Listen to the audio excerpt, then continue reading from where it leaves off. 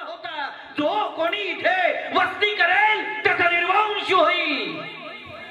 तिथे एक पहार रोवली होती आणि त्या पहारेला तुटकी वाण फुटकी कवडी लावलेली की जो कोणी इथं वस्ती करेल त्याचा निर्वंश होईल.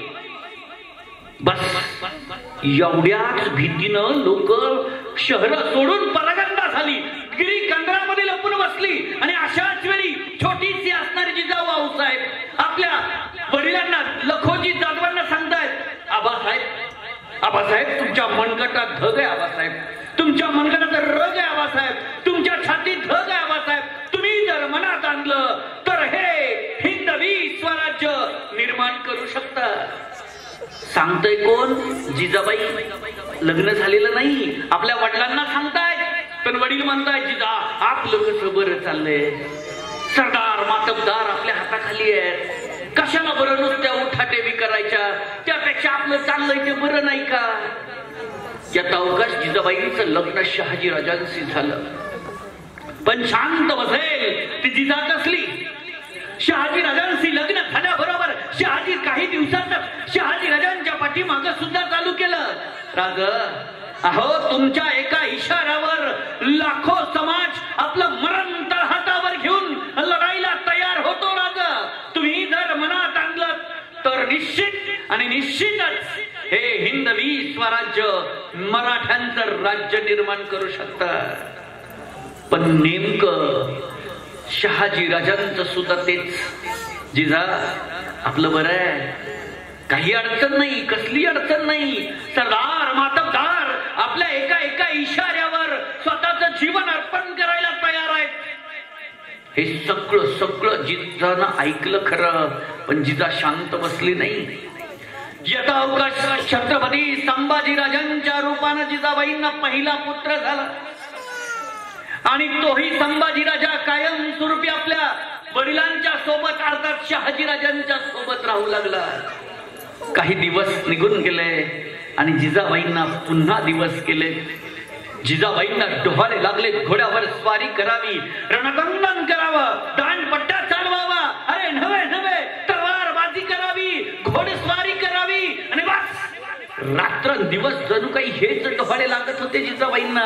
बघता दिवस निघून गेले आणि शिवनेरीवर त्या शिवाई देवीच्या प्रसादानं माझ्या छत्रपती शिवाजीराजांचा जन्म झाला आणि घोषणा झाली, छत्रपती शिवाजी महाराज की, छत्रपती शिवाजी महाराज की.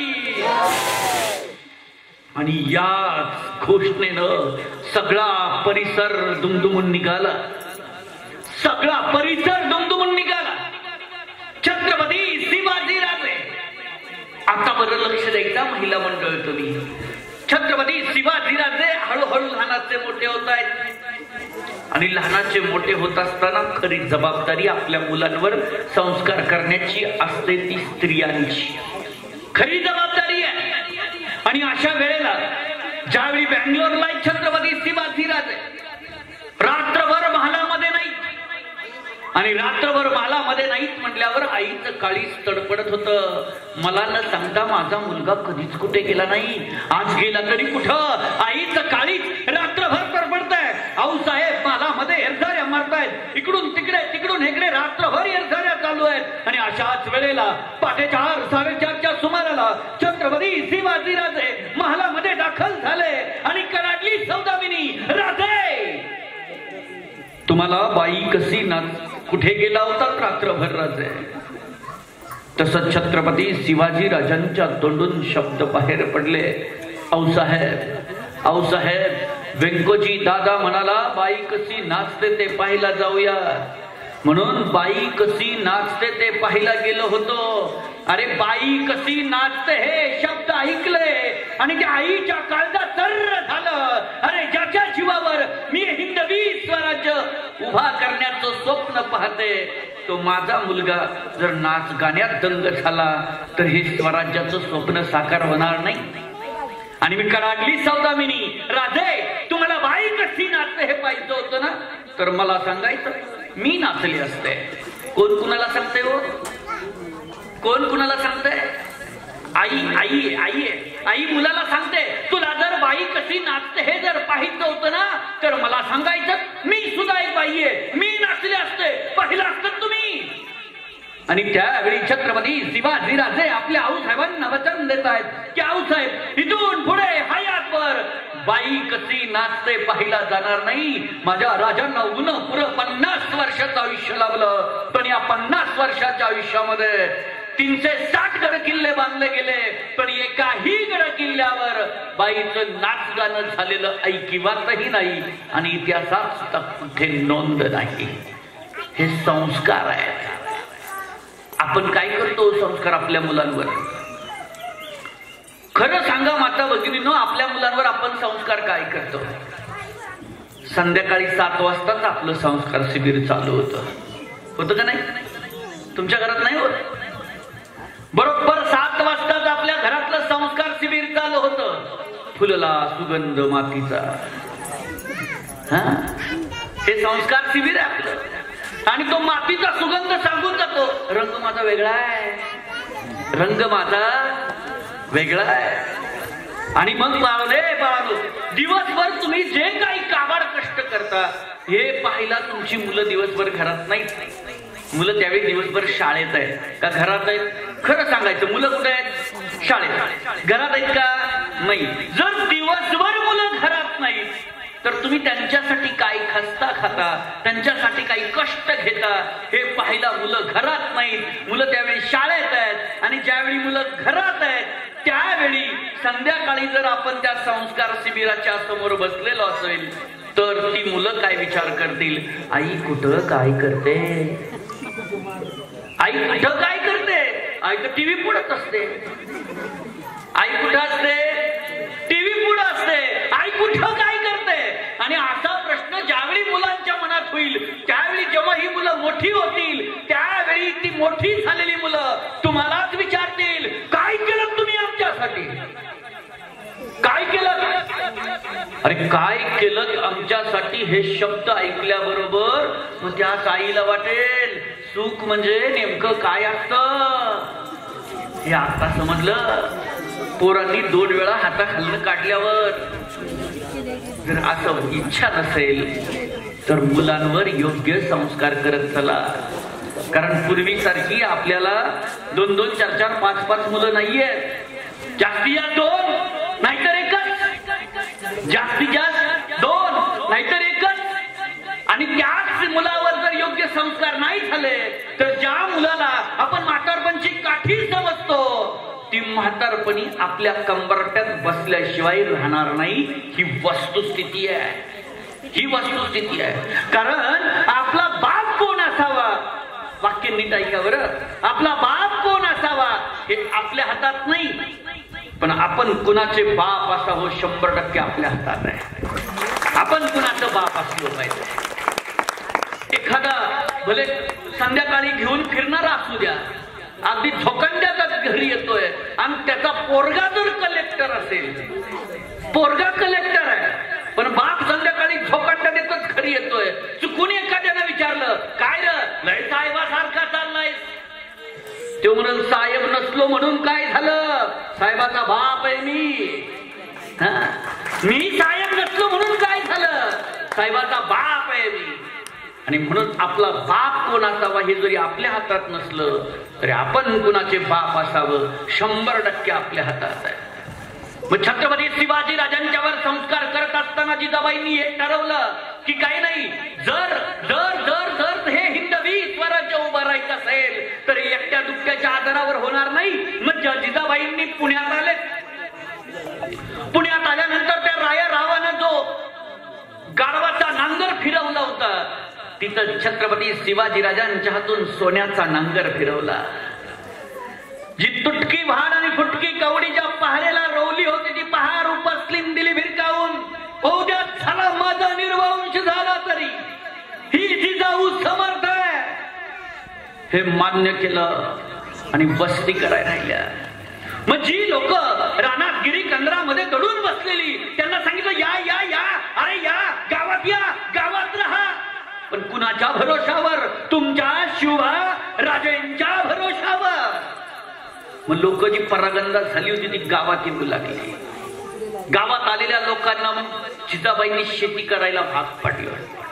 ज्या शेती करत होते त्यांना, ज्यांच्याजवळ बैल नव्हती त्यांना बैल दिली, ज्यांच्याजवळ धान्य नव्हतं पेरायला त्यांना धान्य दिलं, बिबियाणं दिलं, ज्यांच्याजवळ खत पाण्याची सोय नव्हती त्यांना खत पाण्याची सोय करून दिली. याचा अर्थ त्यावेळी रासायनिक खत नव्हतं बरं.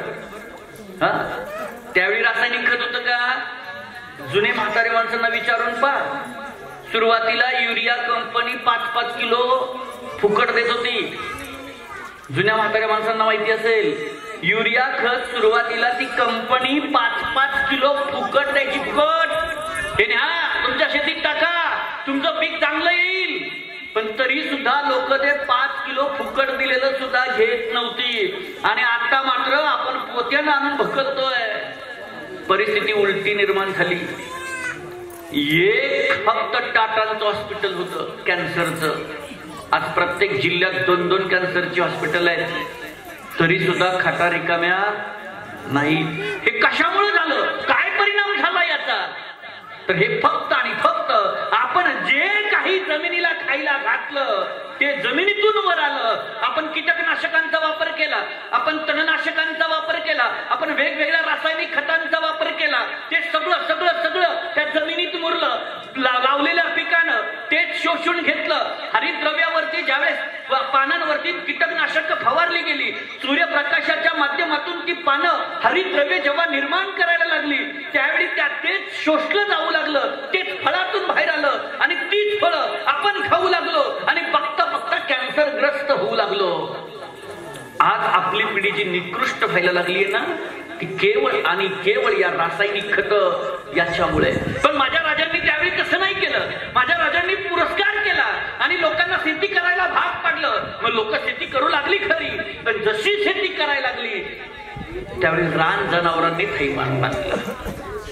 जसं आता आपल्याकडे रानगवे आहेत, त्या काळातही असे वन्य प्राणी होते. रान जनावरांनी थैमान मांडलं. राजांनी पदवंडी भेटली. ऐका हो ऐका, जो कोणी एखादं जनावर मारेल आणि दाखवायला त्याची कान आणि सेफ्टी घेऊन येईल त्याला सोन्याचं कडं बक्षीस दिलं जाईल. तशी निधड्या छातीची पोरं गावाबाहेर पडू लागली. रात्र रात्र जागू लागली आणि रात्र रात्र जागून एखादं जनावर मारू लागली. मारलेल्या जनावराची कान आणि सेफ्टी दाखवायला घेऊन येऊ लागली. सोन्याचं कडं बक्षीस घेऊन जाऊ लागली. आणि अशा एका रात्रीच्या वेळी 12-12:30च्या सुमाराला एक 10-12 जणांचं टोळकं दरवाज्यात येऊन थांबलेलं आणि द्वारपालाला सांगू लागलं, आम्हाला आऊसाहेबांनी भेटायचंय, आम्हाला आऊसाहेबांनी भेटायचंय. द्वारपाल म्हणलं, अरे रात्रीचे 12-12:30 वाजले, ती आऊसाहेब झोपले असतील, उद्या सकाळी की मग भेटूया. पण नाही म्हणलं, आम्हाला आत्ताच भेटायचंय. हा बाहेरचा गलका आऊसाहेबांच्या कानावर गेला. आऊसाहेब दरवाजावर आल्या. पाहतात तर 10-12 जणांचं टोळकं पुढं आलेलं. आणि ते पाहिल्याबरोबर आऊसाहेबांनी त्यांना विचारलं, का र काय काम काढलं? तसं ते निधड्या छातीचं पोरग पट्टदिशी पुढं झालं. आऊसाहेब तुम्ही दवंडी पिटली होती. जो कोणी एखादं जनावर मारील त्याला सोन्याचं कडं बक्षीस दिलं जाईल. हे कोण? अख्खं जनावरच घेऊन आलोय. अरे पण जनावर नव्हतं सांगितलं आणायला सांगितली होती फक्त त्याची कान आणि सेफ्टी दाखवायला. तेही सरलंच बघा, तेही सरलंच. अरे पण उद्या जरी आला असतात तरी सुद्धा तुम्हाला सोन्याचं कडं दिलंच असतं की. त्यावेळी ते पोरग पुढं झालेलं पोरग मागं सरकलं आणि मागे सरून आऊसाहेबांना बोलू लागलं, आऊसाहेब सोन्याच्या कड्यासाठी नाही आलो. आऊसाहेब सोन्याच्या कड्यासाठी नाही आलो. आम्हाला वाटलं होतं की आम्हाला तुम्ही एवढं जनावर मारून आणलेलं पाहिल्यानंतर आप जवळ घ्याल आणि आमच्या पाठीवर एक शाबासकीची थाप टाकाल. आऊसाहेब फक्त एका शाबासकीच्या थापेसाठी चालू होतो, एका शाबासकीच्या थापेसाठी. आऊसाहेबांनी त्या पोराला जवळ घेतलं आणि त्याच्या पाठीवर हात फिरवला. त्याला विचारलं, काय र नाव काय तुझं? नाव काय तुझं? तसं पुढं झालेलं पोरग पट्टदिशी बोलू लागलं, आऊसाहेब उमरठ्याचा ताना. तानाजी मालुसरा म्हणतात मला, उमरठ्याचा ताना म्हटल्या बरोबर आऊसाहेबांनी तो पाठीवर शाबासकीची थाप टाकली आणि तो ताना त्या दिवशी जाऊनचा झाला. ती रायबाचं लग्न करायचं सोडून कोंडाण्याच्या सारीवर गेला. ती पुन्हा रायबाचं लग्न करायला माघारी आलाच नाही. इतका जिजाऊंचा झाला. आऊसाहेबांनी जी माणसं गोळा केलीत ना, ती या निष्ठेनं गोळा केली. आऊसाहेबांनी जो माणूस मेळ जमवला तो या निष्ठेनं एकत्रित आला. मग ज्या वेळी छत्रपती शिवाजीराजांच्यावर संस्कार चालू होते, लहानाचे मोठे होत आहेत छत्रपती शिवाजीराजे. एके दिवशी छत्रपती शिवाजीराजे घोड्यांच्या पागेत गेले. घोड्यांच्या पागेत गेल्यावर तिथं असणाऱ्या कोंडाजीला सांगतायत, कोंडाजी आम्हाला या घोड्यावर बसायचंय. जर घोड्यावर बसायचंय म्हटलं तर जनावर फार मोठं उंद आहे. कोंडाजी म्हणाला, राज असला काय बी हट्ट नका धरूची, असला हट्ट नका धरू राज.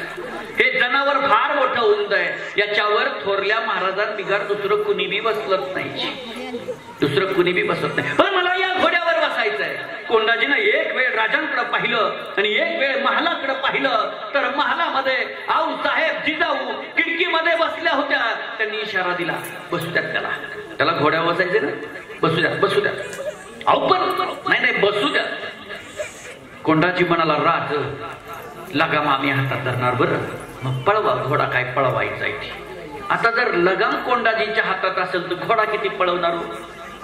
पण राजांनी त्याच वेळी मनात विचार केला, जसं घोड्यावर उचलून बसवलं गेलं तसंच घोड्याला ती टाच मारली. घोडा वेगानं पळू लागला. अगदी पुढं पाठीमागून कोंडाजी ओरडतोय, राजे अगदी पुढं. आणि तशी घोड्यानं उसळी मारली. राजे दणकन जमिनीवर कोसळले.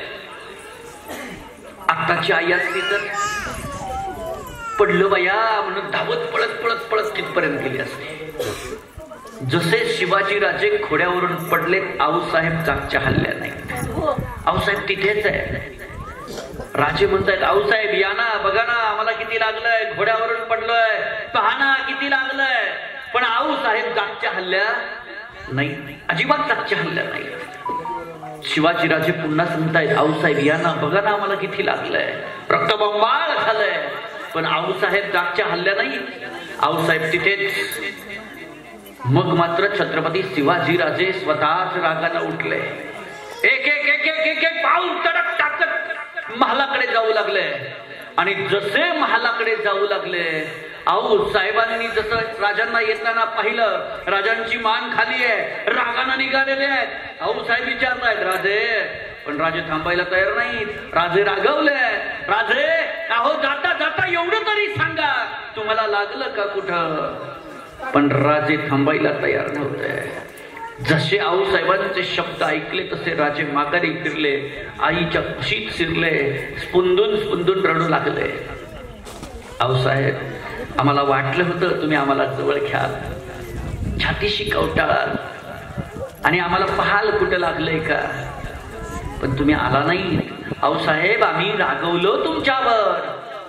तसे आऊसाहेब बोलू लागल्या, राजे आम्हालाही वाटलं होतं तुमच्या जवळ यावं, तुम्हाला पाहावं, किती लागलंय ते सगळं पाहावं. पण आवरलं राजे, ते एवढ्यासाठीच की आज जर तुम्ही घोड्यावरून पडलात तर इथं आधार द्यायला मी आहे.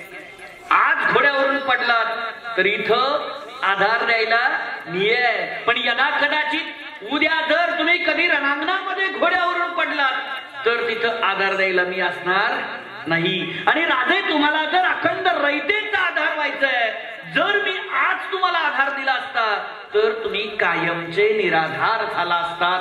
कायमचे निराधार हे संस्कार आहेत. आणि म्हणून आऊसाहेबांनी ओळखलं की अरे हा जर समाज पुन्हा आपल्याला एकोप्याखाली आणायचा असेल, हा जर समाज पुन्हा एक क्रांती निर्माण करायची असेल आणि जर क्रांती करायची असेल तर ज्या उक्तीप्रमाणे की घासल्याशिवाय धार नाही, अरे घासल्याशिवाय धार नाही तलवारीच्या पातीला, घासल्याशिवाय धार नाही तलवारीच्या पातीला, आणि मराठ्यांशिवाय पर्याय नाही या महाराष्ट्राच्या मातीला, या महाराष्ट्राच्या मातीला. राजांनी आऊसाहेबांनी हे सगळं ओळखलं होतं आणि म्हणून हा सगळा मराठा माणूस मेळ गोळा गोळा करण्याची तयारी चालू केली.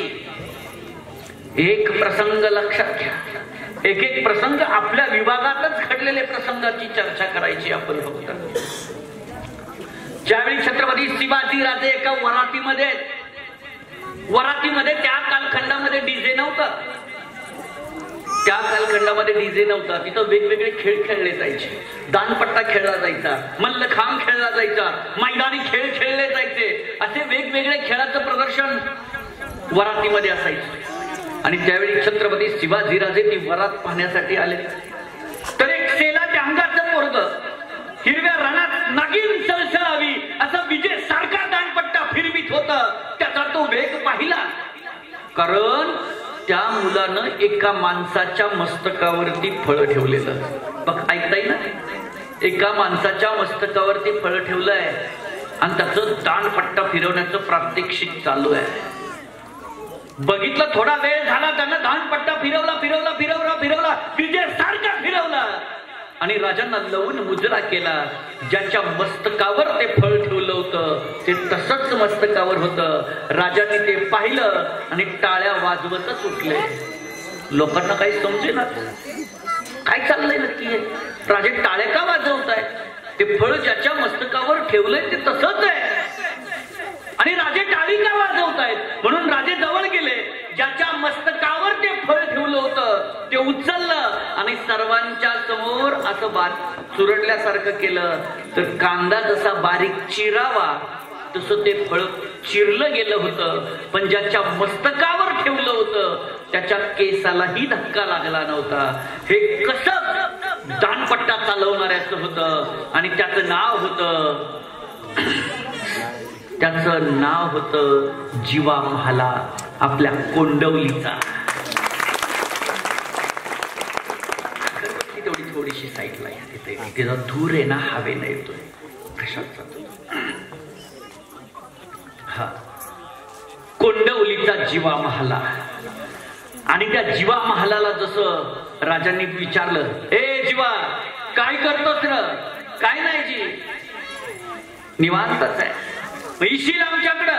इनकी काय करावं लागल? काय नाही, इथं जसा दानपट्टा फिरवतोस तसाच फिरवायचा, बस दुसरं काहीच नाही करायचं. येतो की जी, मग त्यात काय अवघड आहे? आला, स्वराज्यात सामील झाला. जीवा महाला एक माणूस कसा आलाय पहा. जीवा महाला स्वराज्यात सामील झाला. बघता बघता शिवाजीराजांचं माणूस बळ वाढायला लागलं होतं. अशीच एका गावची जत्रा भरलेली. त्या जत्रेमध्ये शिवाजीराजे गेले. तिथं गेल्यावर पाहिलं एक रान रेड्याच्या ताकदीचं, एक ढिप्पार शरीरयष्टीचं पोरग पहार वाकवावी म्हणजे तार वाकवावी तसं पहार वाकवत चाललेलं. हातातली छत्रीची तार सहज वाकवावी तसं ते पहार वाकवत होतं. राजांनी पाठीमागनं त्याच्या पाटाणीवर थाप टाकली. काय करतोस र? काय नाही जी, खातो पितो झोपतो, दुसरं काय करत नाही. अरे काय करतोस? काय नाही जी, खातो पितो झोपतो, बस दुसरं काहीच करत नाही. मग येशील आमच्याकडं? इनकी जी, काय करावं लागल? काय नाही करायचं, खायचं प्यायचं झोपायचं. कोण आडवं आलं तरच कापायचं, बाकी काय नाही करायचं. खायचं प्यायचं झोपायचं, कोण आडवं आलं तर कापायचं, बस बाकी काही करायचं नाही. मग येतो की जी, लई सोपं आहे. आलं ना ते. त्याचं नाव होतं संभाजी कावजी कोंढाळकर. बरं, या संभाजी कावजीला घेण्याच्या मागचं अजून एक दुसरं कारण.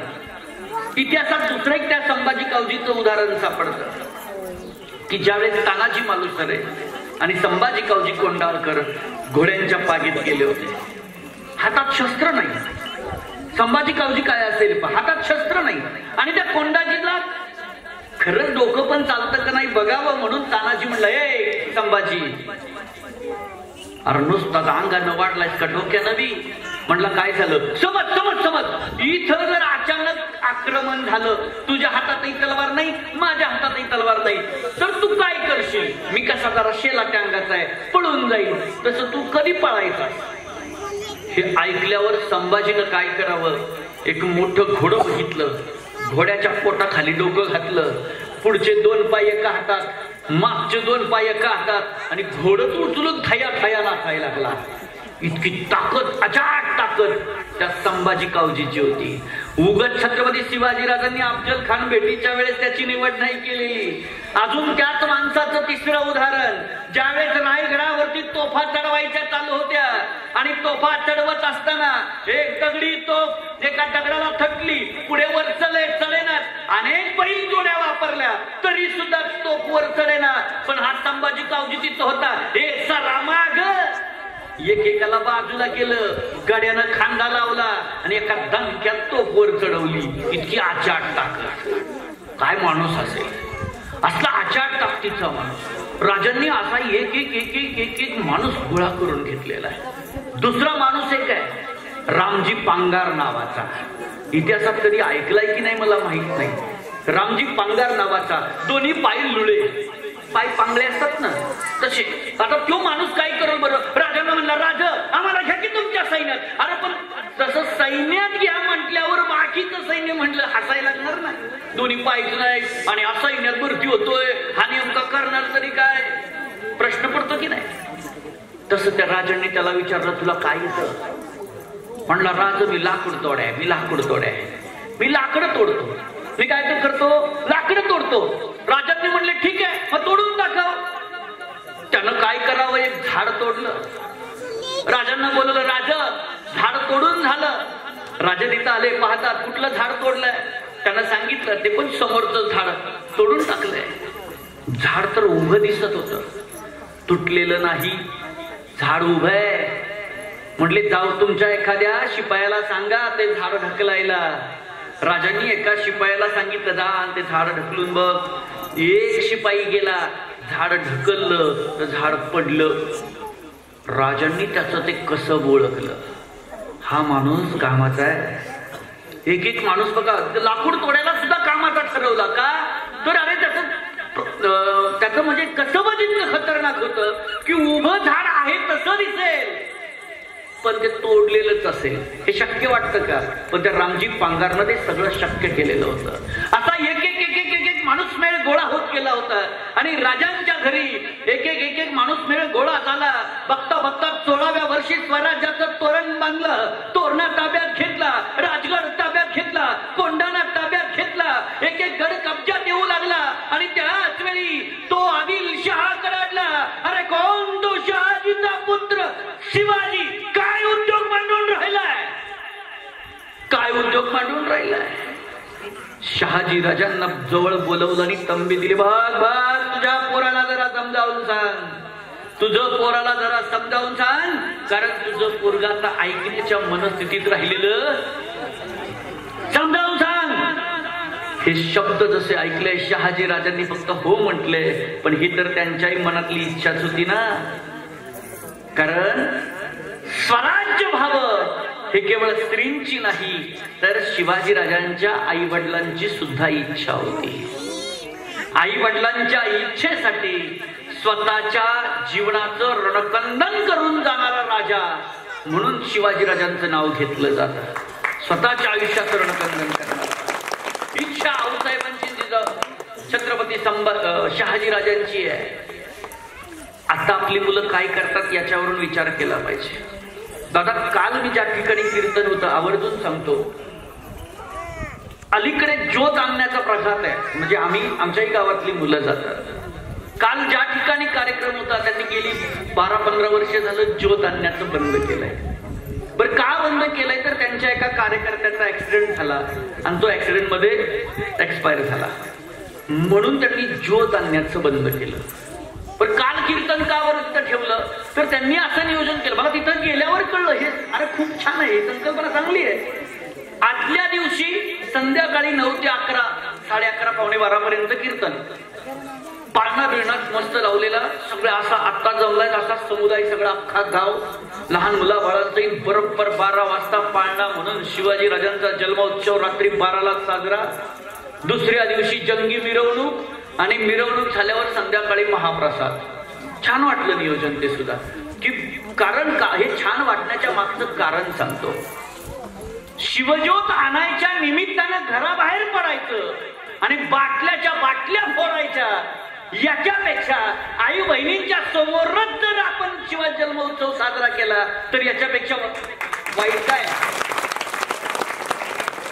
कारण जर काय झालं तर अख्खं कुटुंब संपणार आहे आणि ज्या भरोशावर ते बाहेर पडतंय ते रस्त्यानं तेवढाच बाटल्या फोडत पडतंय. मग माझ्या शिवाजी राजांचा जर जन्मोत्सव साजरा करतोय, शिवाजी राजांनी व्यसनी व्हा म्हणून सांगितलं नाही. अरे ज्या राजांना सुपारीच्या खांडाचंही व्यसन नव्हतं त्यांचा जन्मोत्सव साजरा करताना कसं किती मोठी शिवजयंती झाली, हे दारूच्या किती बाटल्या फुटल्या याच्यावरून ठरायला लागावं.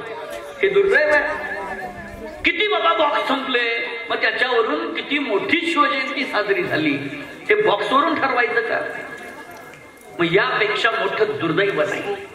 राजांची शिवजयंती साजरी करत असताना प्रत्येकानं मनामध्ये एक ध्यास ठेवला पाहिजे की मी स्वतः व्यसन करणार नाही आणि कुणाला करू देणार नाही. मी स्वतः व्यसनी होणार नाही, कुणाला व्यसन करू देणार नाही. मग व्यसन ते कोणतंही असो, केवळ नशेचंच असतं असं नाही, म्हणजे केवळ दारूचंच आहे असं नाही. वेगवेगळ्या ज्याची सवय लागली आहे ते व्यसन आहे. जी जी वाईट सवय असेल ती वाईट सवय म्हणजे व्यसन आहे. आणि हे व्यसन मी स्वतः करणार नाही, कुणाला करू देणार नाही, ही निष्ठा, ही अशी प्रतिज्ञा आज शिवजयंतीच्या उत्सवाच्या निमित्तानं प्रत्येकानं करणं गरजेचं आहे. प्रत्येकानं करणं गरजेचं आहे. आता ह्या छत्रपती शिवाजीराजे पहा, असा जर एक एक त्यावेळचे जर हे सगळे मावळे जर व्यसनी असते तर स्वराज्य उभं राहिलं असतं का? हे सगळे मावळे जर व्यसनी असते तर राहिलं असतं का? बघूया की लगेच आत्ताचे मावळे पूर्वीचे मावळे लगेच सांगतो. छत्रपती शिवाजी महाराज की, छत्रपती शिवाजी महाराज की. पूर्वीचे मावळे काय होते पहा, लवकर उठे, लवकर भल्या पाटे उठे, लढाईला सुटे, हातातली तलवार तुटे, ढाल तुटे पण तलवार नाही तुटे. आणि आताचे मावळे उशिरा उठे. आताचे मावळे उशिरा उठे, अड्ड्यावर बाटली फुटे पण ग्लास नाही. बाटली फुटेल पण ग्लास सुटणार नाही. हे आत्ताचे मावळे, हे आत्ताचे मावळे. जर आत्ताच्या मावळ्यांसारखे जर शिवाजी राजांना त्या काळात मावळे असते तर स्वराज्य सोडा, घर नीट बांधता आलं नसतं. आज तर कुणाच्या हिमतीवर अहो राज, मग कसं काय, मला काय मिळणार? समजा कोंडाजीला सांगितलं असतं, हे कोंडाजी तेवढा कोंडाना घेतोस का? तानाजी कोंडाना घेतोस का? म्हटलं कोंडाना, पोराचं लगीन नाही परवा, मला सुट्टी पाहिजे होती आणि तुम्ही मला कोंडाना घ्यायला पाठवता होय. आत्ताचा मावळा असाच म्हटला असता का नाही, मी सुट्टी मागायला आलोय तुमच्याकडे, अगदी महिनाभराची सुट्टी द्या आणि मला तुम्ही कोंडाण्याच्या स्वारीवर पाठवता होय. आत्ताच्या मावळ्याचे शब्द असेच राहिले असते. आणि जर राजांनी सांगितलं असतं, नाही तानाजी तुला जावंच लागेल, हे आदेश आहे माझा, हा माझा राजीनामा, गरज नाही मला तुमच्या नोकरीची, हा माझा डायरेक्ट राजीनामा पत्र लिहून दिला असतं आत्ताच्या तानाजी. कारण स्वराज्य हे या निष्ठेवर उभं राहिलंय. कारण याच्यावर समाजावरच नाही तर स्वराज्यावर जी लोकांची निष्ठा होती या निष्ठेवर उभं राहिलंय ते स्वराज्य आहे. प्रत्येकाला वाटत स्व म्हणजे माझं राज्य, हे माझं राज्य आहे. प्रत्येकाच्या मनात ही इच्छा होती, माझं राज्य आहे, राजांचं नाही, हे माझं राज्य आहे. आणि जिथं माझं तयार होतं तिथं खऱ्या अर्थानं आपण स्वतःच म्हणून करायला उभा राहतो. अशा छत्रपती शिवाजीराजांचं स्वराज्य बहराला येऊ लागलेलं. बघता बघता छत्रपती शिवाजीराजांची कीर्ती दिगंतर होऊ लागलेली. आणि जशी कीर्ती दिगंतर व्हायला लागली तसे त्या विजापूरच्या आदिलशहाच्या दरबारी बडी बेगम साहेबाकडे आली. कोण तो शहाजीचा पुत्र शिवाजी. अरे काय उद्योग मांडून राहिलाय, काय उद्योग. सगळी सभा भरलेली होती. कौन जाएगा, अरे कौन जाएगा, उस शिवाजी को जिंदा या मुर्दा यहाँ पेश कर सके. कौन जाएगा. सगळ्यांच्या मनाची चुप. कोण जाणार, कोण जाणार. त्या सह्याद्रीच्या दऱ्याखोऱ्यात शिवाजी नावाच्या सिंहाची आयाळ पकडायला अरे कोण जाणार. सगळ्यांच्या मनात चिडीचूप आहे. आणि त्याच वेळेला एक 6-6.5 फूट उंचीचा दिप्पार शर्यष्टीचा मनुष्य पायातल्या चपलांचा कर कर कर आवाज करत पाठीमागून पुढे येता झाला. तशा सगळ्यांच्या मना वळल्या. कोण? तर तोच वाई शिरवळ प्रांताचा जहागीरदार, तो तोच की ज्यानं शिवाजीराजांचे थोरले बंधू संभाजीराजांना कपटानं ठार केलं, तो तोच ज्यांनी शिवाजीराजांचे वडील शहाजीराजांना कैद केलं, तो तोच अबू तालिब कासी अफजल खान. पुढे झाला, विडा उचलला. आता इतिहास कसा अभ्यासायचा असतो बा? इतिहास प्रसंग कुठला आहे? अफजल खान वध. पण अफजल खान वध आपण आजपर्यंत ऐकलाय, कोथळा काढला, अफजल खान मेला, संपलं. तसं नाही, अभ्यासायचं कसं पहा. जसं गेला पुढे विडा उचलला, हम जाएंगे और उस चूहे को जिंदा या मुर्दा आपके सामने पेश करेंगे. जिंदा या मुर्दा. 25,000ची चिरेबंद फौज घेऊन निघाला. जशी 25,000ची चिरेबंद फौज घेऊन निघाला, येताना बाहेर पडण्याचा दिवस ठरला. त्याच दिवशी शिवाजी राजांनी त्याच्याकडचा जो मानाचा हत्ती होता त्याला विष देऊन मारला. कसं केलं असेल बरं? राजे तर इथं महाराष्ट्रात आहेत, पण आपल्याच दूताकरवी विजापूरमध्ये त्याचा मानाचा हत्ती इथून विष देऊन मारायचा. तो पाय का कसा मारला असेल पहा, जेणेकरून त्याचं मन कुठंतरी खच्ची व्हावं, त्याला कुठंतरी वाटावं हे अपशकुन घडलाय, जावं का न जावं, अपशकुन घडलाय, जावं का न जावं असं वाटावं, म्हणून तिथं पहिल्यांदा हत्ती मारला. जसा हत्ती मारला तशी अफजल खानाला एकूण 64 बायका होत्या. बरं, अफजल खानाला बायका किती होत्या? 64. ती थोरली पुढे झाली, म्हणली धनी हत्ती मेलाय, अपशकुन झालाय, जाऊ नका. हत्ती मेला म्हणजे मी काय मेलो असं जर तुला वाटत असेल तर आत्ताच कुंकू पुसून ठेव. त्यानं सांगितलं, पण तशी ती आडवी यायला लागली, जाऊ देईना, तलवार काढली, कापली. एक नाही 63 जणी कापल्या. जी जी आडवी येईल तिला कापली. 64वी तेवढी वाचली. बरं, पुढचीच ठेस मागची शानी. एवढ्यांना मारलं हे मला सोडल का बाबा? जाऊ दे ना, मर मेलास तर मर, त्याला काय करता आता? त्या 63 जणींचं ऐकलं नाही, तू काय माझं ऐकणार आहे का? मर बाबा तोपला तू. आजही तिथं विजापूरमध्ये ती विहीर आहे की ज्या विहिरीमध्ये ह्या 63 जणींचे मुडदे त्यानं फेकून दिले होते. 63 जणींचे मुडदे. तिथून बाहेर पडला. बरं, बाहेर पडल्यानंतर तो पहिल्यांदा आलाय तुळजापूरला. तुळजापूरला आल्यानंतर त्यानं देवीची असणारी मूर्ती बाहेर उचलून आणायला लावली. सुटकीनं तिच्यावर वार करून, सुटकी घन असायचं ना पूर्वी, सुटकी, त्या सुटकीनं मार करून करून करून पिठासारखी, रांगोळी सारखी त्या मूर्तीचे बारीक बारीक तुकडे केलेत आणि रांगोळी टाकायला लावली आहे. कारण शिवाजी राजांना म्हणे ही देवी प्रसन्न आहे ना, तर बघू दे ही देवी काय करते. आणि जर शिवाजी राजांचा जीव जर ह्या देवी देवतांमध्ये आहे तर शिवाजी राजा इकडे उघड्या मैदानात लढायला तयार होईल. मानसशास्त्र त्याचं पहा आणि यांचं पहा. शिवाजी राजे काही लढाईला पुढे गेले नाही. तसा तो तुळजापूर सोडून पंढरपुरात आले. पंढरपूरमध्ये आल्यानंतर त्यानं माझ्या पांडुरंगाच्या समोर गाई कापली आहे आणि पांडुरंगाच्या अंगावर ते रक्ताचे शिंतोडे टाकले. आता तरी शिवाजी राजे लढाईला इकडे येतील. पण शिवाजी राजे त्यावेळेस आहेत राजगडावर. पहा, शिवाजी राजे त्यावेळेस राजगडावर आहेत. राजांच्या समोर 2 प्रश्न आहेत. पहिला प्रश्न आहे स्वराज्याचा आणि दुसरा प्रश्न आहे स्वतःच्या कुटुंबाचा. आता कुटुंबाचा काय म्हणाल तर त्यावेळी त्यांची असणारी धर्मपत्नी शेवटच्या घटका मोजते. तिचं नाव आहे सई. सईबाई शेवटच्या घटका मोजते. आज मरेल की उद्या मरेल सांगता येत नाही. अगदी अंथरुणाला खिळून आहे.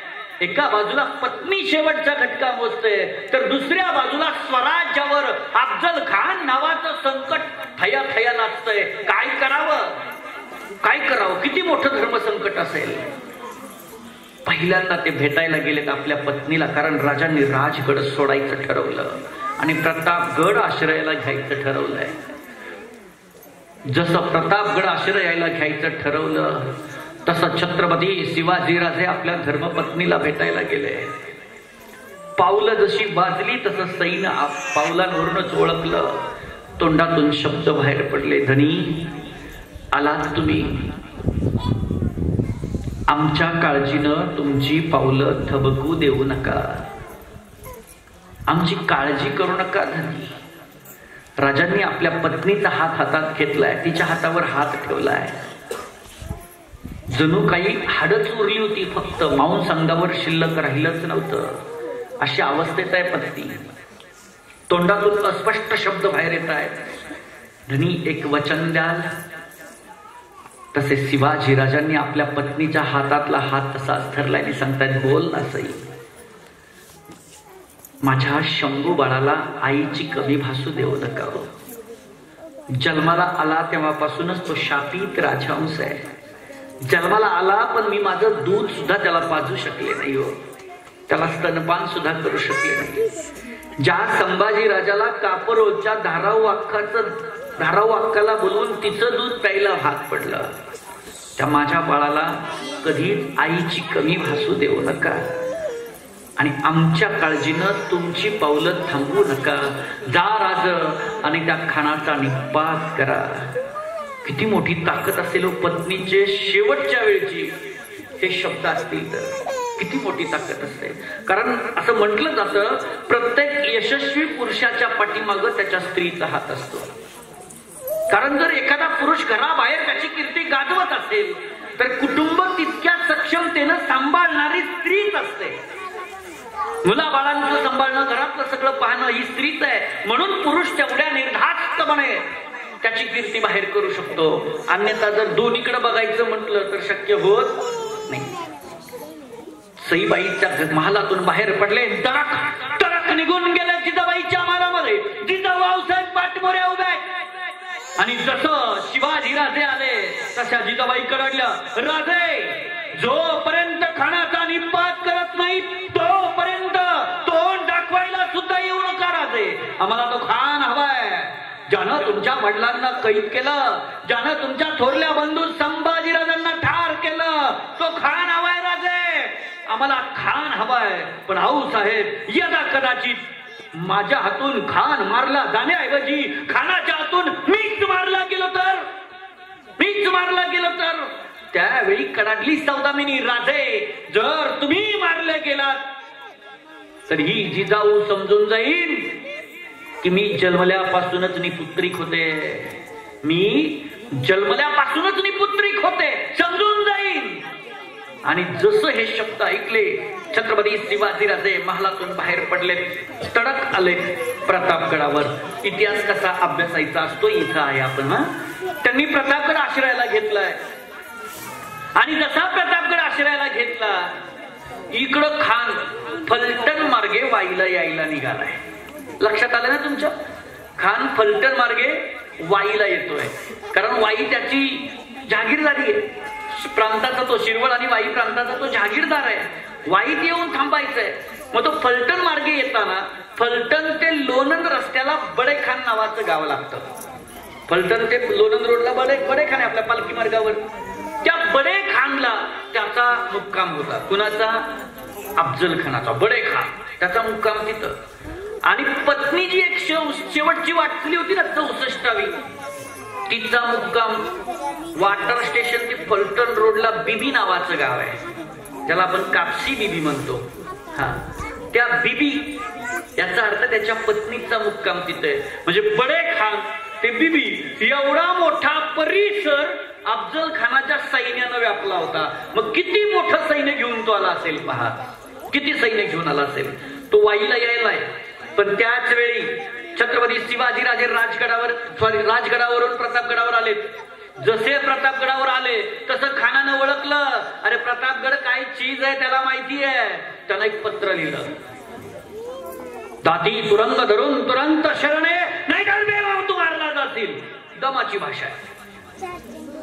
राजांनी लिहिलं, तुम्ही इतर आमच्या वडिलांच्या ठाई राज्यही आपलंच, आम्ही आपलेच, आम्हाला जरा भीती वाटते तुमची. येतं का जरा गडावर? आम्हाला तुमची भीती वाटते ना, तुम्ही या ना जरा इकडं गडावर. हे मानसशास्त्र आहे. एखाद्याला जरा म्हटलं ना तू बाबा लय मोठा आहेस, ते बेडकासारखंच फुगतं. काय जातं आपलं त्याला मोठं म्हणणं, आपला हेतू साध्य करून घ्यायचा आहे ना. ते इतकं फुगतं अगदी टमकी सारखं फुगतं. फक्त सुई लावायची खोटी, फाट्ट रेषी निकाल. असं म्हटले तू, मी तर आमच्या वडिलांच्या ठाई, राज्यही आपलंच, आम्ही आपलेच, आम्हाला तुमची जरा भीती वाटते, जरा येता का गडावर? तरी त्याला माहित आहे प्रतापगडावर जाणं सोपं नाही. मग त्यानं दुसरं पत्र लिहिलं, बघ उशीर करू नकोस, दाती तुरंग धरून तुरंग शरणे, नाहीतर बेमौत तू मारला जाशील. राजांचं आपलं तसंच, तुम्ही तर आमच्या वडिलांच्या ठाई, तुम्ही आमच्या वडिलांसारख्या, आम्हाला तुमची भीती वाटते, तुम्ही येता का जरा गडावर, म्हणजे जरा आम्हालाच बरं वाटेल. आता इतर राजांचं राजकारण पहा. खान काही गडावर यायला सहसा तयार होईल, आणि राजांना तर काही उघड्या मैदानात जायचं नव्हतं. मग राजांचं राजकारण चालू झालं. खान कुणाचा ऐकतो शोधा, कुणाचा ऐकतो.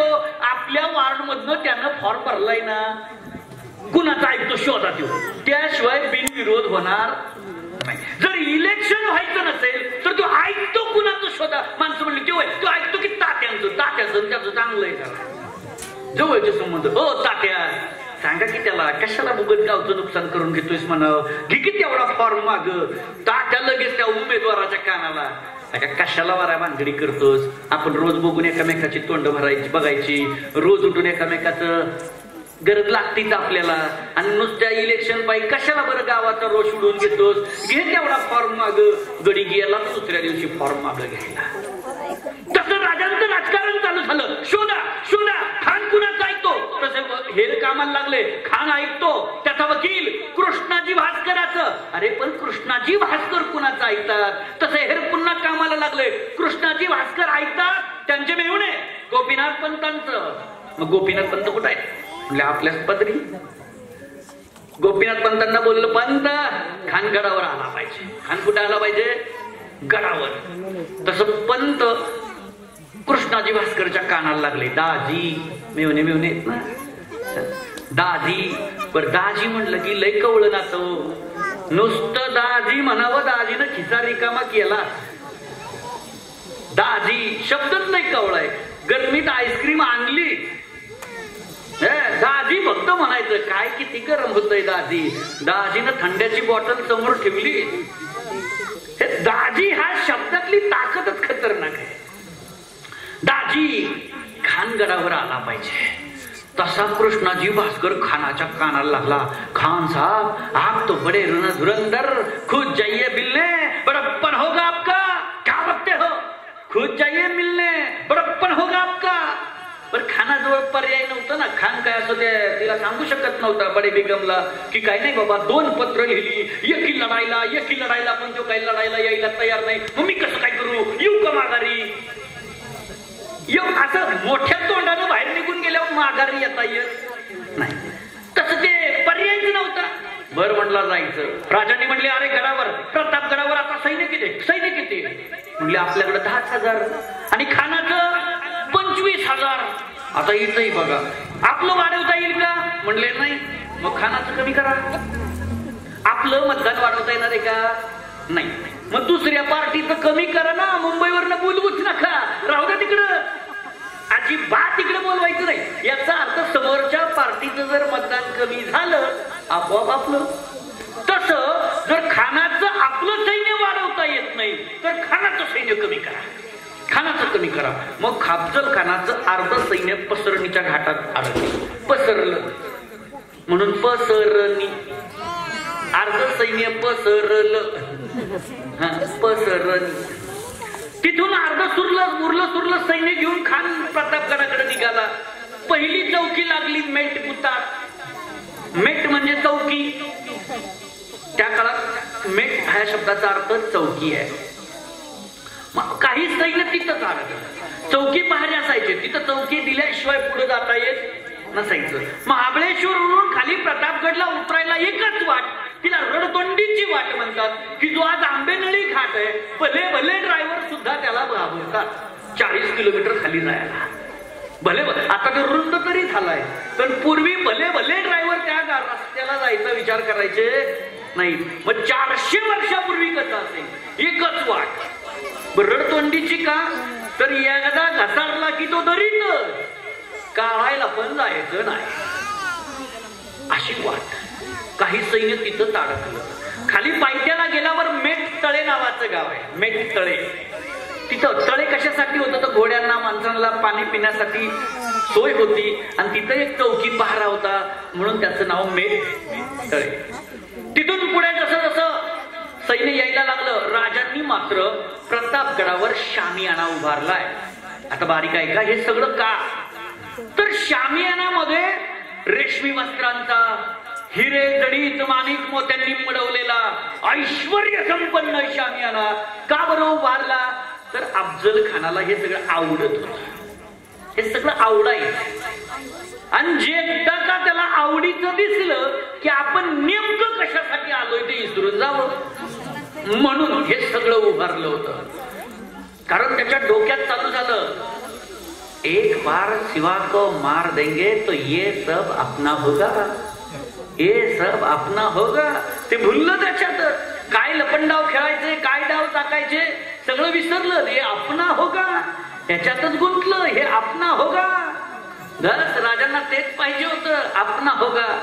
राजांनी लगेच पहा, जो मगाशी सांगितलेला लाकूड तोड्या आठवतोय ना, त्या लाकूड तोड्याला सांगितलं, ज्या वाटेनं अफजल खान प्रतापगडावर आलाय त्याच्या दोन्ही बाजूची झाडं तोडून टाका, दोन्ही बाजूची. कदाचित माझ्या हातून खान मारला जाण्याऐवजी खानाच्या हातून जर मीच मारला गेलो तर दोन्ही बाजूची झाडं फक्त ढकलून द्या. परिणाम काय होईल, वाटा बंद होतील, अफजल खानाला इथून बाहेर पडायचा प्रश्नच निर्माण होणार नाही, वन्य प्राणीच त्याला खाऊन टाकतील, प्रतापगडावरनं तो माघारी जाणार नाही.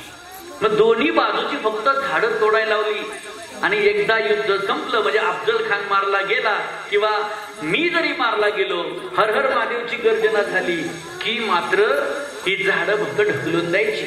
पालापाचोळ्यामध्ये आपलं सैन्य लपवून ठेवलेलं. आता पहा, इथून पुढचं खरं विचार आहे. इतिहास कसा अभ्यासायचा असतो ते सांगतोय आपण. जसं राजांनी भेटीचा दिवस निश्चित झाला, दिवस निश्चित झालाय, झाला 12:35 दुपारची वेळ ठरली आहे. बरं दुपारचीच का, तर शामियाना खाली आहे, राजे गडावरून खाली उतरणार आहेत.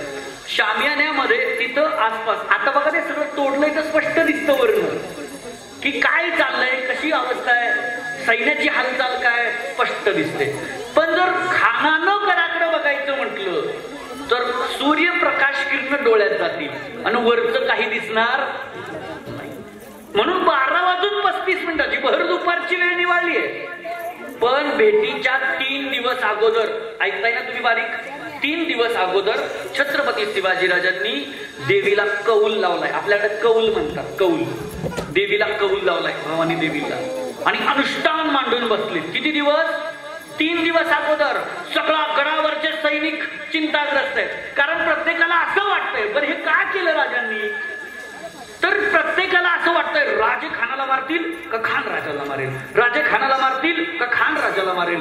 प्रत्येक जण या भीतीत आहे, आणि या भीती जर घालवायची असेल, आपल्या सैन्याचं मनोबल मग वाढवायचं असेल, म्हणून राजांनी ही युक्ती काढली आहे. 3 दिवस अगोदर देवीला कौल लावलाय, अनुष्ठान मांडून बसलेत, आणि बरोबर भेटीच्या आदल्या दिवशी रात्री 12-12:30 वाजता छत्रपती शिवाजीराजांनी जणू काही देवीनं अंगामध्ये संचार करावा अशा पद्धतीनं थया थया थया नाचायला सुरुवात केली.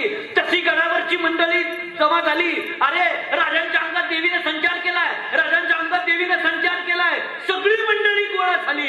राजे काही वेळानं शांत झाले.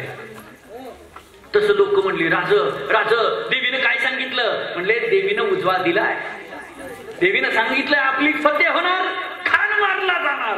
मग बस राज उशीर कशाला करता, चला की राज, पिलू की राज, मारू की राज, खानाला उशीर कशाला करताय. म्हणले थांबा जरा थांबा. तसा तानाजी म्हणला राज मी येतो, बाजी म्हणला राज मी येतो, मुरारबाजी म्हणला राज मी येतो. एक एक एक एक मावळा पुढे यायला लागला. आता राजांना दोघांना न्यायचे होते, महत्वाचे अंगरक्षक. जर दुसऱ्याचं नाव घ्यावं तर एकाला काय वाटल, समजा आपण आता इथल्या भाषेत सांगतो, आपण तालुक्याला गेलोय, तहसीलदारामध्ये काहीतरी मीटिंग आहे आपली. आपण आदल्या दिवशी मीटिंग मध्ये काय करतो, बोलणारी 2-4 माणसं नेमतो आणि घेऊन जातो.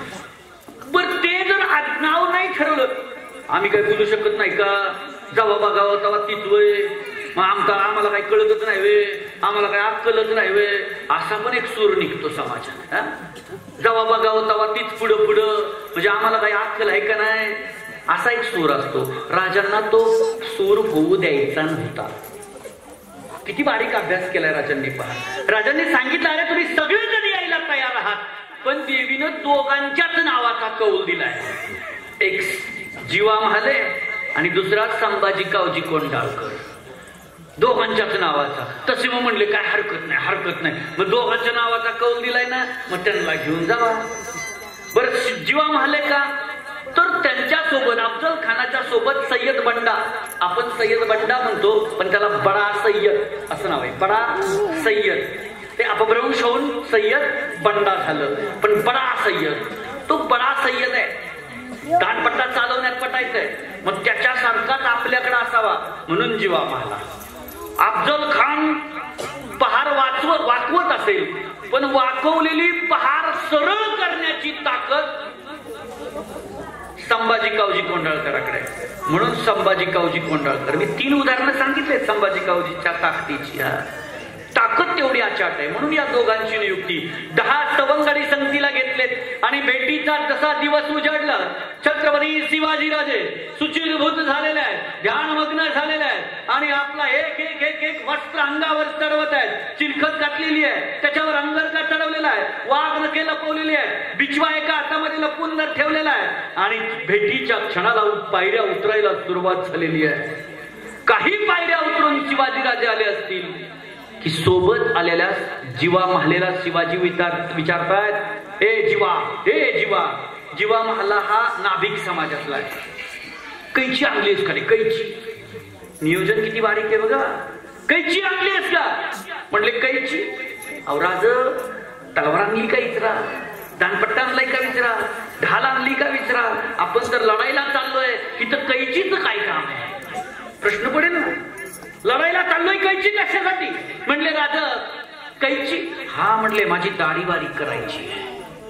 राजे सांगतायत माझी दाढी बारीक करायची आहे, यदा कदाचित माझ्या काहीतरी खानाच्या हातात नाही सापडलं आणि चुकून माझी दाढी जर खानाच्या हातात सापडली तरी मी आयता गवसून जाईल. माझ्या दाढीचा केस सुद्धा खानाच्या हाताला लागता कामा नये. दाढीचा केस सुद्धा खानाच्या हाताला लागू नये. किती बारीक नियोजन केलं असेल पहा. दाढीचा केस पण खानाच्या हाताला लागता कामा नये. आणि जसे 12:35 भेटीच्या वेळेला छत्रपती शिवाजीराजे मला समोर डेरे दाखल झाले आणि समोर पाहिलं तर बडा सय्यद आतमध्ये दिसतोय. राजांची पावलं थांबली, तसा वकील पुढे झाला. वकिलाला प्रश्न विचारता झाला अफजल खान, शिवाजी क्यों नहीं आते अंदर, वो डरते है बंडा से. त्याला वाटलं ये माझ्या नोकराला घाबरते, माझ्याशी कसलं 2 हात करणार. आणि मग बघता छत्रपती शिवाजीराजे आतमध्ये गेले. बडा सय्यदला दूर केला गेला. छत्रपती शिवाजीराजे शामियान्यात पोहोचले. खानानं आपले भाऊ फैलावले. शिवाजीराजे आणि छत्रपती शिवाजीराजे पुढे झाले. खानाच्या बाहुपाशात गेले. 5-5.5 फूट उंचीचे छत्रपती शिवाजीराजे, 6-6.5 फूट उंचीचा खानानं राजांसोबत मस्तक आपल्या डाव्या बगलेत दाबलं आणि कट्यारीचा बाहेर काढली. वार केला. अंगातला अंगरखा टरकन फाटला गेला. राजांनी दगा ओळखला. तसा पूर्ण पिचवा खूप बसला. वाघने घ्यायचा मारा केला. कोठा बाहेर काढला. दगा खान ओळखला आणि त्याच वेळी कृष्णाजी भास्कर धावला. कृष्णाजी भास्करच्या वाराला पलटता वार केला. कृष्णाजी कापला. तसा सय्यद बंडा पुढे आला आणि त्याच्या सय्यद बंडाला शिवा महाल्याने त्याचा हात वरच्या वर उडवला आणि इतिहास पुटपटला. होता शिवा म्हणून वाचला शिवा. आणि त्याच वेळी छत्रपती शिवाजीराजे आपल्या सवंगड्यांच्या समवेत पायऱ्यांच्या जवळ आले आणि दौलतीचा असणारा भगवा ध्वज डौलानं फडकू लागला आणि गर्जना झाली. हर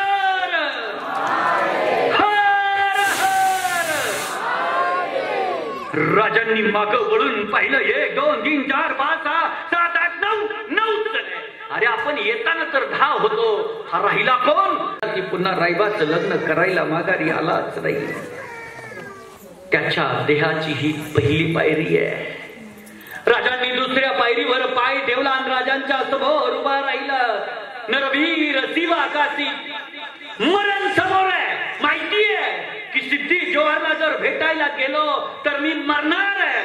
मरण माहीत असून सुद्धा जो मरणाला समोर गेलाय त्याच्या नावाची दुसरी पायरी. राजांना वाटलं मी एक एक नररत्नांच्या मस्तकावर पाय ठेवत ठेवत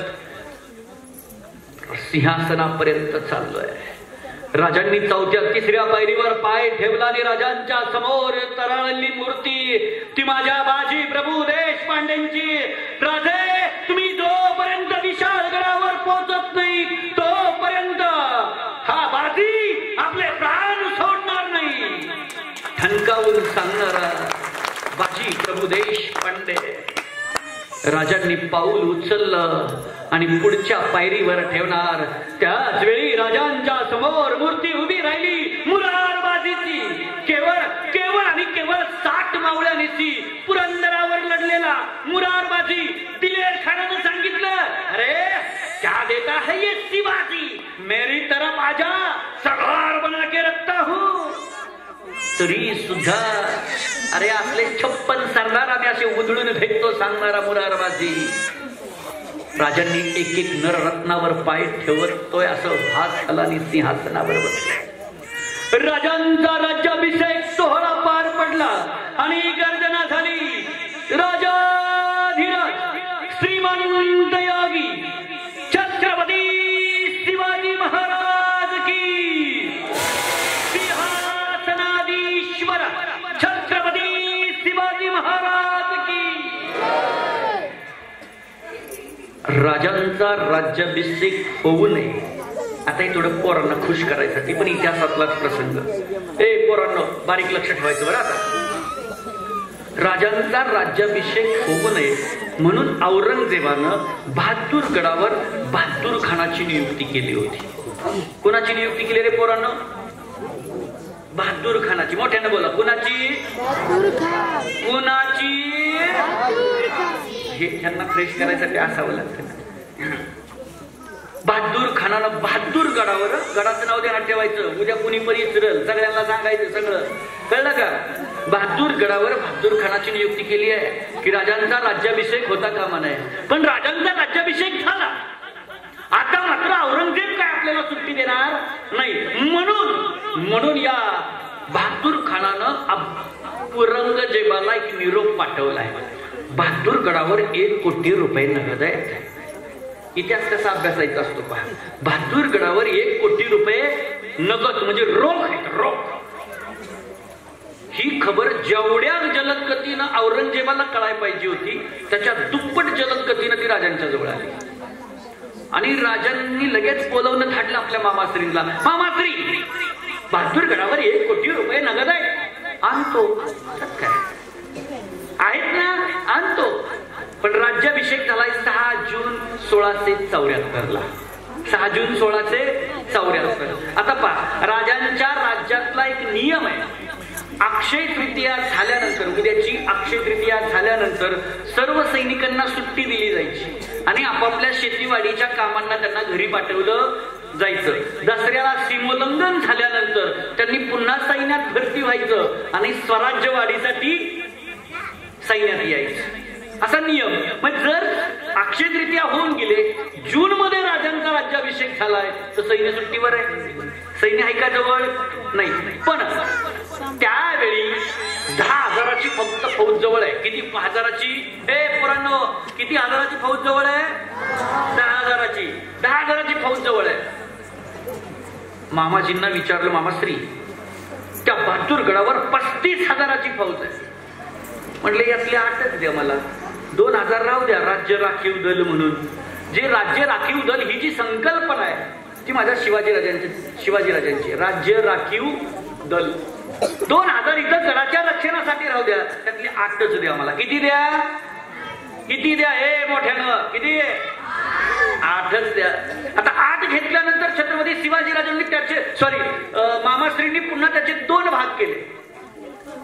2000ची फौज स्वतःकडे ठेवली आणि 6000 फौज घेऊन एका सरदाराला पुणे रांजणगाव मार्गे श्रीगोंद्याला पाठवलं. कारण बहादूरगड हा श्रीगोंदा तालुक्यात आहे. कोणत्या मार्गे पाठवलं? पुणे रांजणगाव मार्गे श्रीगोंदा.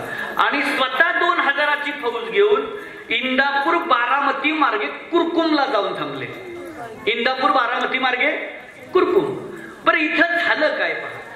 जशी ही फौज आली, ही फौज नगारे ताशे बडवट ढगांग ढकडांग ततडांग ढकडांग ततडांग, ही खबर जशी का बहादूर खानाला कळाली, मराठे आले.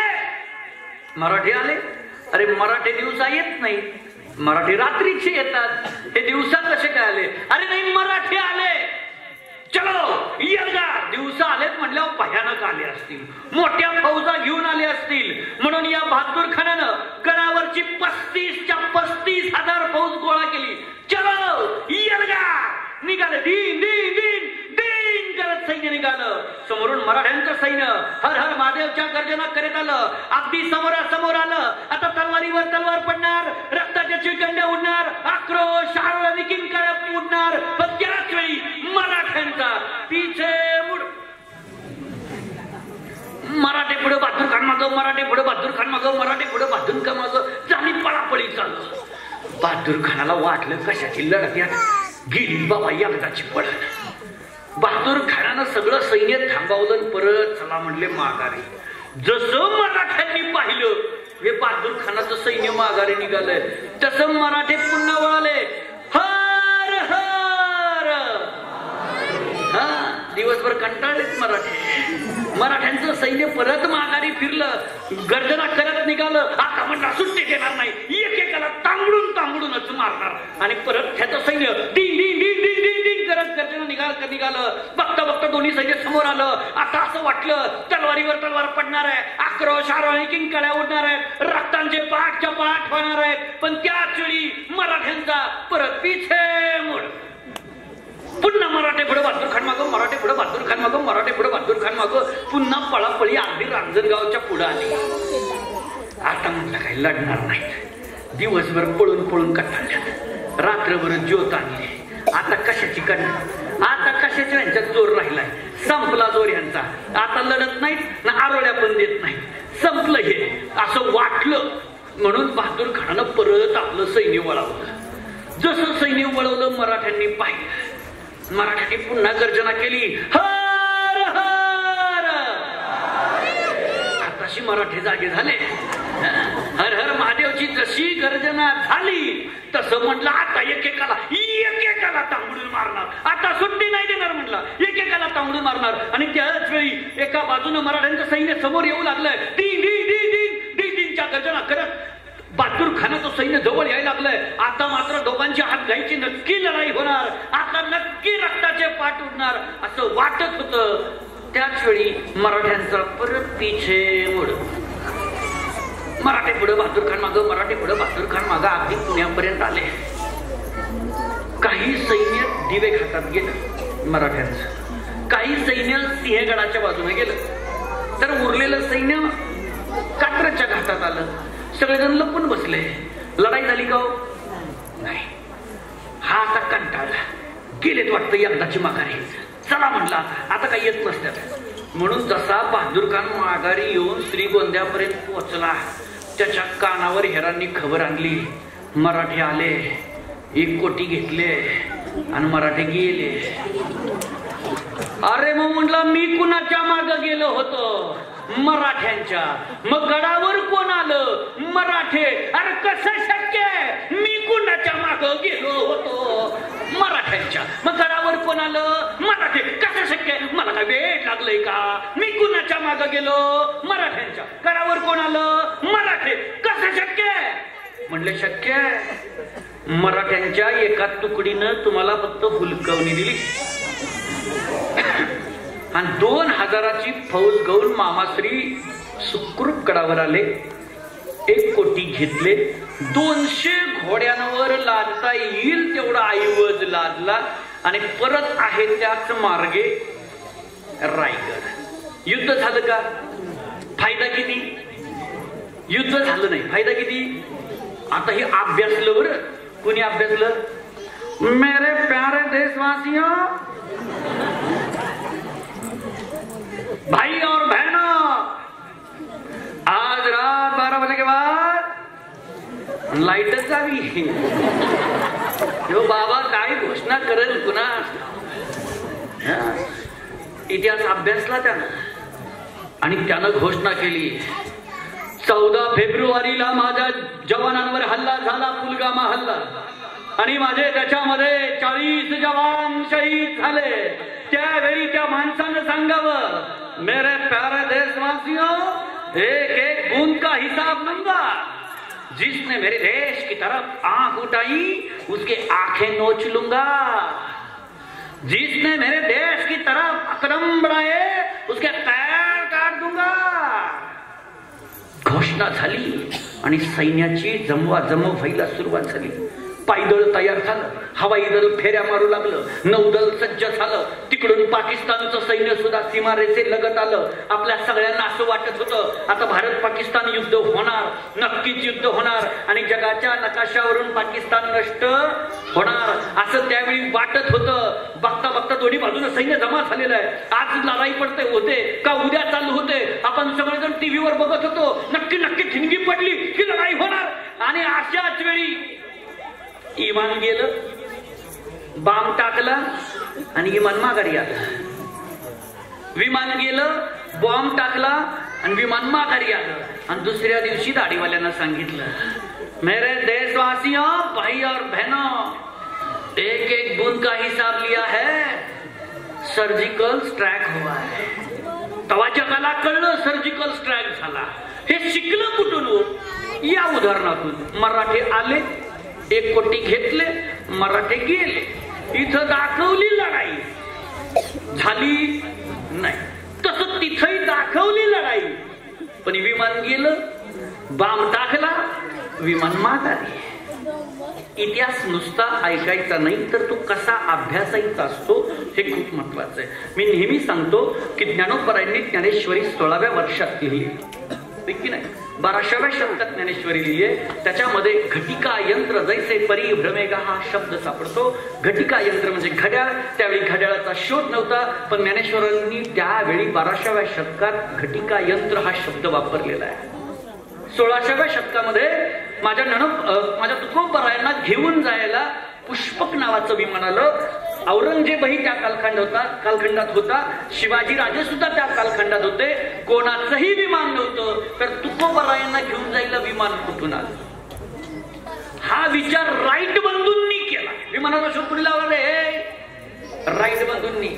विमानाचा शोध राईट बंधूंनी लावलाय. तर त्यांनी असा विचार केला, ते विमान कसं होतं? दोन्ही पंख पसरल्यासारखे, पक्षाच्या आकारासारखं तोंड, पाठीमागं शेपूट, तसंच तयार केलं आणि विमानाचा शोध लागला 18व्या शतकात. की नाही, 18व्या शतकाच्या उत्तरार्धात लागलाय.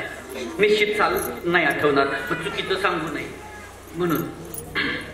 त्याच्याही पुढे जाऊन झालं तर हे प्रत्येक शोध लागलेत ना, हे आपल्या इतिहासामधून पुढे आलेले आहेत. हे प्रत्येक शोध जे आता आपण म्हणतो हा नवीन शोध, नवीन नाही. क्रिकेट माझ्या कृष्णानं खेळलं, चेंडूफळी क्रिकेट कृष्णानं खेळलं आणि आपण म्हणायला लागलो इंग्लंडचा आहे. क्रिकेट इंग्लंडचा खेळ वे. कृष्णानं इंग्लंडमध्ये जन्म घेतला होता. हा आपलंच आहे. तुझं आहे, तुझं पाशी परी जागा चुकलाच आहे. आणि म्हणून प्रत्येकानं एक गोष्ट लक्षात ठेवा, या शिवजयंती उत्सवाच्या निमित्तानं स्वतःचं चारित्र्य आणि चरित्र शुद्ध ठेवण्याचा प्रयत्न करा. जाता जाता एक शेवटची गोष्ट सांगतो आणि थांबतो. स्वामी विवेकानंद सर्वांना माहिती असतील. माता भगिनीनं लक्ष द्या बरं. आता आपापसात 2 मिनिटं मला पाहिजे तुमची. स्वामी विवेकानंद ज्यावेळी शिकागोची धर्म परिषद जिंकून भारतामध्ये आले होते, त्यावेळी वेगवेगळ्या ठिकाणी त्यांची प्रवचनं होत होती. प्रवचनांना आताच्या सारखी अशी अफाट गर्दी जमायची, अफाट गर्दी. आणि असंच एका गावामध्ये स्वामी विवेकानंदांचं प्रवचन अगदी रंगात आलेलं. ऐकताय ना सगळेजण? स्वामी विवेकानंदांचं प्रवचन रंगात आलंय. दूरवर एका खांबाला टेकून एक 60-70 वर्षाची म्हातारी माऊली बसली आहे, पण लांब आहे, एका खांबाला टेकून बसली आहे.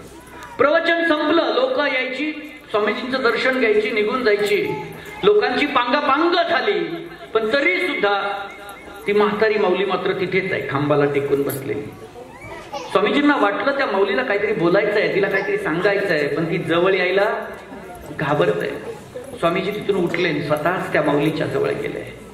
माऊलीला सांगितलं, आई काय अडचण आहे का?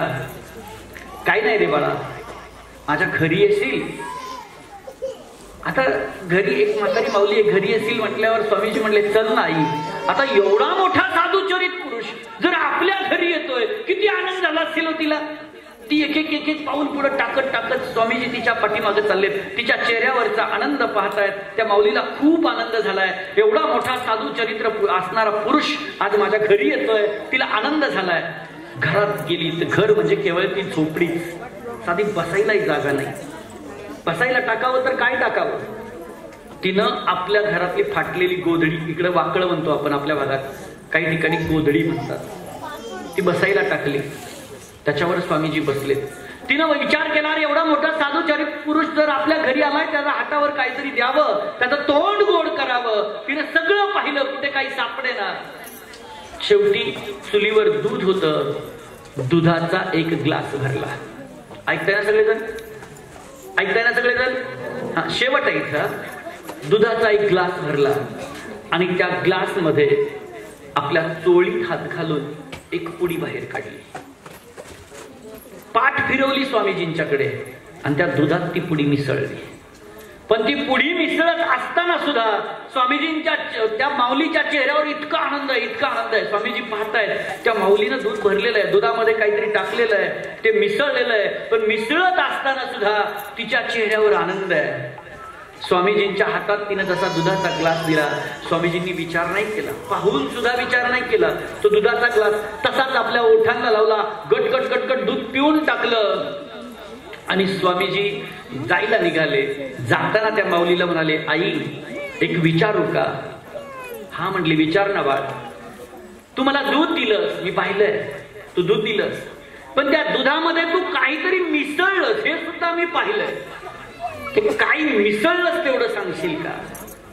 तसं त्या माऊलीचा हुंदका दाटून आला, कंठ भरून आला, तिच्या तोंडातून शब्दच बाहेर फुटेना आणि म्हटले, आई तुला त्रास होणार असेल तर नाही सांगितलंस तरी चालेल. तसं नाही रे बाळ, माझाही मुलगा तुझ्या एवढाच होता. ऐकताय ना सगळेजण? माझाही मुलगा तुझ्या एवढाच होता. आज 1 वर्ष झालं तो मला सोडून गेला. आणि आपल्या हिंदू धर्मामध्ये असं म्हटलं जातं की मेलेल्या माणसाची रक्षा जर गंगेमध्ये अर्पण केली तर त्याला मोक्ष मिळतो, असं म्हटलं जातं. मी तर गरीब आहे, माझ्याकडे कुठून एवढे पैसे असणार माझ्या मुलाची रक्षा गंगेमध्ये अर्पण करायला? म्हणून 1 वर्ष झालं हा आत्मा रात्रंदिवस तडपडत होता की माझ्या मुलाची रक्षा कधीच गंगेमध्ये विसर्जित होणार नाही का? माझ्या डोळ्याला डोळा लागत नव्हता, मला तहान लागत नव्हती, भूक लागत नव्हती. प्रत्येक वेळी असं वाटत होतं की माझ्या मुलाची रक्षा कधीच गंगेत मिसळली जाणार नाही का? आणि जर गंगेत मिसळली नाही गेली तर माझ्या मुलाला कधीच मोक्ष मिळणार नाही का? पण बाळा, आज तुला या गावामध्ये पाहिलं आणि मनात ठरवलं आणि म्हणून बाळा, आज तुझ्या या दुधाच्या ग्लासमध्ये मी माझ्या मुलाची रक्षा मिसळली होती. किती रक्षा? दुधाबरोबर तुझ्या शरीरात जाईल, तुझ्या शरीरात गेल्यावर तुझ्या रक्तामध्ये मिसळेल आणि तुझ्या रक्तात मिसळल्यावर माझ्या मुलाला मोक्ष मिळेल. कारण तुझ्या शरीरातलं रक्त त्या गंगे इतकं पवित्र आहे, त्या गंगे इतकं पवित्र आहे. तुझ्या रक्तात मिसळलं की माझ्या मुलाला मोक्ष मिळेल, म्हणून तुझ्या दुधाच्या ग्लासमध्ये मी माझ्या मुलाची रक्षा मिसळली होती. एवढं प्रत्येकानं जरी ठरवलं ना की आपलं रक्त त्या गंगे इतकं पवित्र असलं पाहिजे, तर येणारी पिढी सुद्धा तितकीच पवित्र, शुद्ध आणि सात्विक जन्माला आल्याशिवाय राहणार नाही. एवढेच बोलून थांबतो. जय हिंद, जय महाराष्ट्र.